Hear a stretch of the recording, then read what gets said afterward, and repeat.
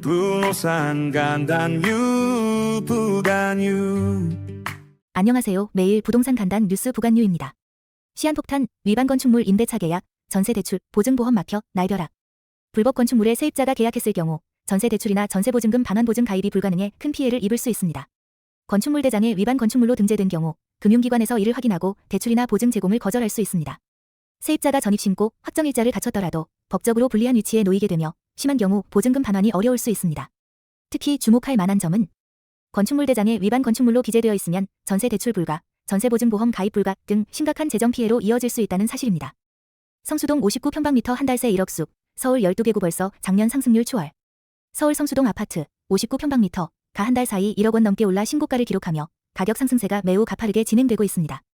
서울 25개 자치구 중 12개 구는 이미 올해 누적 상승률이 작년 전체 상승률을 넘어섰습니다.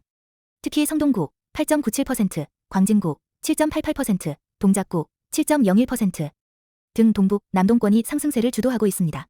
정부는 최근 6.27 대책 발표 이후에도 서울 집값이 여전히 오르고 있어 추가 규제 가능성을 시사하고 있으며 투기과열지구 해제나 대출 규제 완화 카드를 검토 중입니다. 주목할 만한 부분은 6월부터 거래된 신규 아파트들이 신고가를 경신하면서 시장 분위기를 주도하고 있다는 점입니다. 성수동 서울수 파이파크리버뷰의 경우 한 달 사이 1억 원 가까이 오른 금액으로 거래되었고 마포, 광진, 영등포 등에서도 높은 상승률이 나타났습니다. 서울 집값 33주째 상승, 지방은 하락. 서울 아파트 가격이 33주 연속 상승하며 꾸준한 오름세를 유지하고 있습니다. 한국부동산원에 따르면 9월 셋째 주 기준 서울 매매 가격 지수는 전주 대비 0.12% 상승했습니다. 전국 아파트 가격은 0.02% 상승, 수도권은 0.04% 상승, 지방은 오히려 0.01% 하락하며 지역 간 온도차가 뚜렷하게 나타났습니다.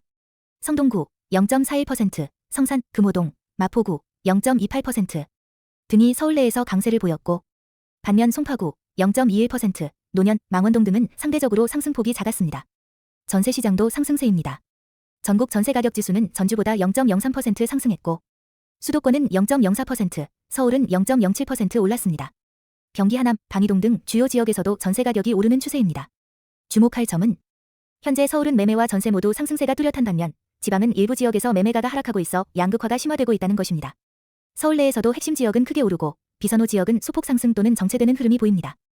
전세 끼고 매매 막차 타자, 마포, 성동, 강동, 한강벨트 상승폭 확대. 서울 아파트값이 9.7 대책 이후에도 계속 오르며 한강벨트 지역의 상승폭이 특히 두드러졌습니다. 성동구 5.28%, 송파구 4.93%, 용산구 4.22%, 강남구 4.03%, 마포구 3.66%, 강동구 3.08%. 전세를 끼고 매매에 나서는 갭투자, 수요와 추가 규제 우려에 따른 선매수 심리, FOMO가 동시에 작용하면서 수요가 집중되고 있습니다.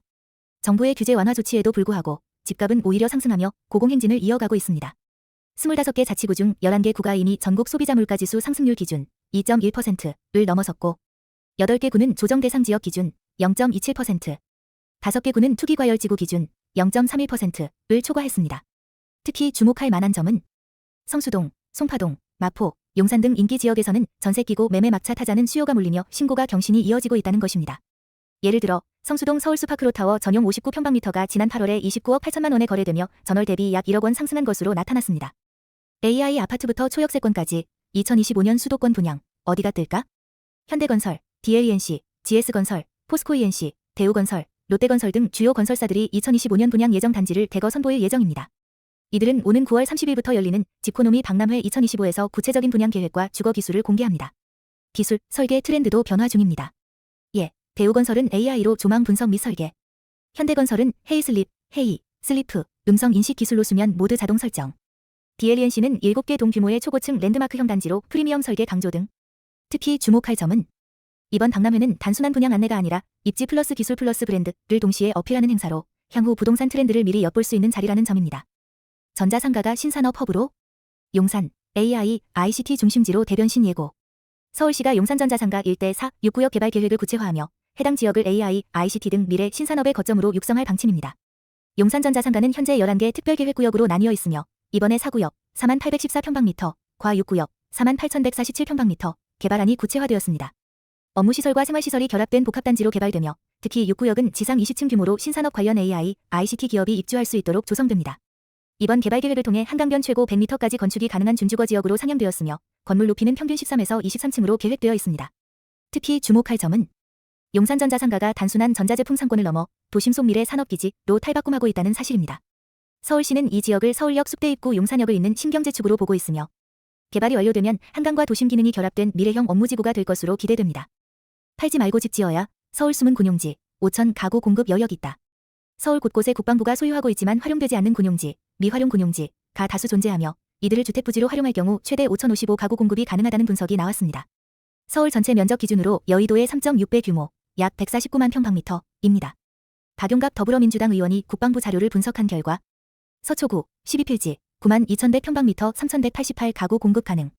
도봉구 26필지 4만 4천 평방미터 1,522 가구. 양천구 12필지 7천 평방미터 242 가구. 노원구 3필지 3천 평방미터 103 가구. 전체로 보면 서울에만 총 53필지 14만 6,100 평방미터 규모의 미활용 군용지가 존재하며 모두 활용할 경우 5,055 가구의 주택 공급이 가능하다는 추정입니다.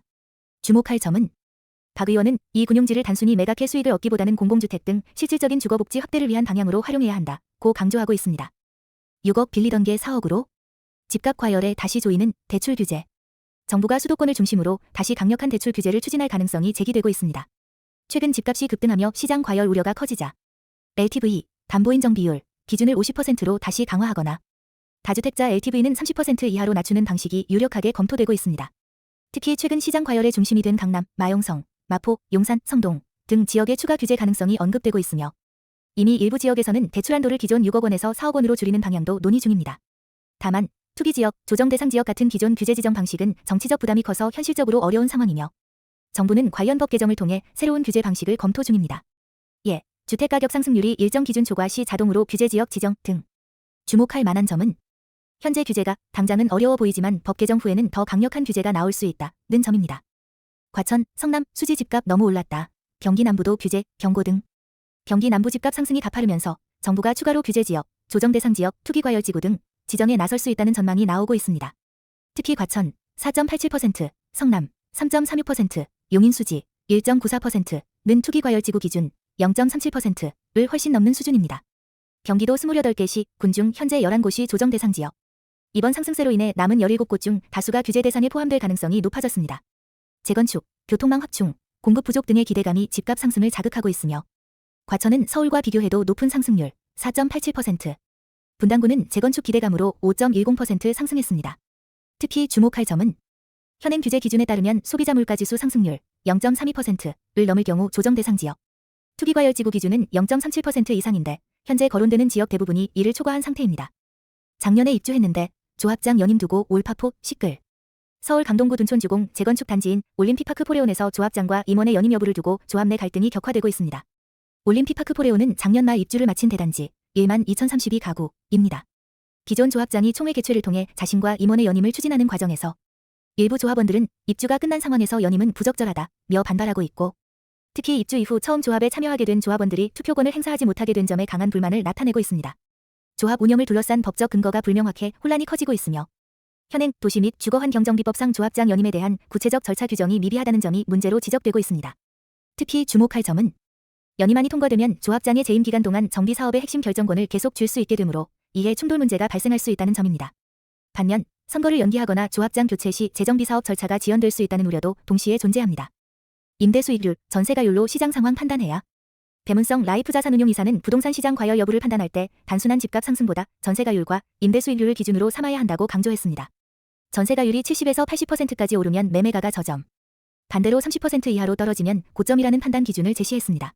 임대 수익률은 기준금리 대비 0.5에서 1%포인트 이상 높으면 정상적 시장, 그 이하로 떨어지면 과열 신호로 해석할 수 있다고 설명했습니다.